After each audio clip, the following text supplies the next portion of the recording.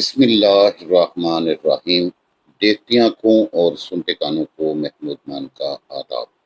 اپنی اس ویڈیو میں ہم 10ویں جماعت کے لیے اردو کی درسی کتاب کے حصہ نثر میں سے سبق نمبر 5 مجھے میرے دوستوں سے بچاؤ کے مشقی سوالات کے جوابات لکھنا سیکھیں گے۔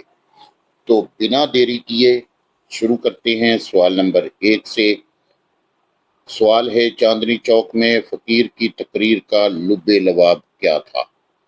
جواب: چاندنی چوک میں فقیر کی تقریر کا لب لباب یہ تھا کہ وہ بد نصیب، محتاج، مصیبت زدہ اور غریب الوطن ہے اور اس کا کوئی دوست نہیں ہے۔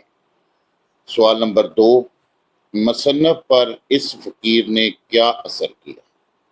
جواب: مصنف کے دل میں یہ خیالات پیدا ہوئے کہ اکثر امور میں وہ اس سے بہتر ہے۔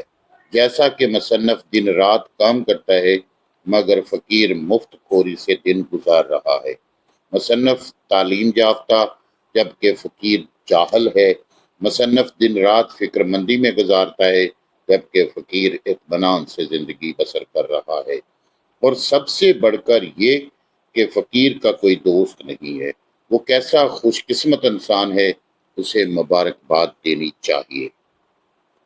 سوال تیسرا یہ ہے کہ مصنف کو اپنے بے تکلف دوست بڑ بڑیا سے کیا شکایت ہے؟ اس کا جواب کچھ اس طرح سے ہے۔ مصنف کو اپنے دوست بڑ بڑیا سے یہ شکایت ہے کہ جب بھی آتے ہیں بونچال کی طرح آتے ہیں، گولے کی طرح دروازہ کھول کر اور آندھی کی طرح داخل ہوتے ہیں۔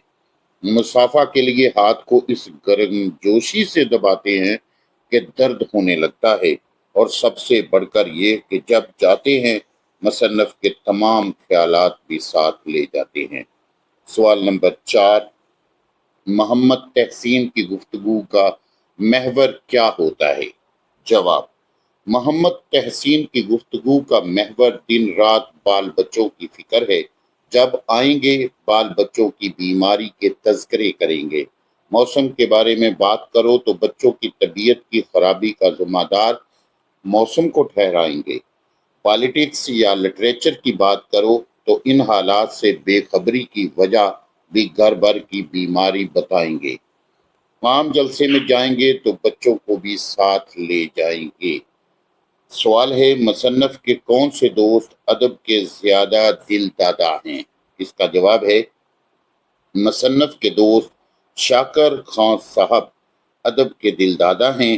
انہیں لٹریچر پڑھنے اور لٹریری آدمیوں سے ملنے کا بہت شوق ہے۔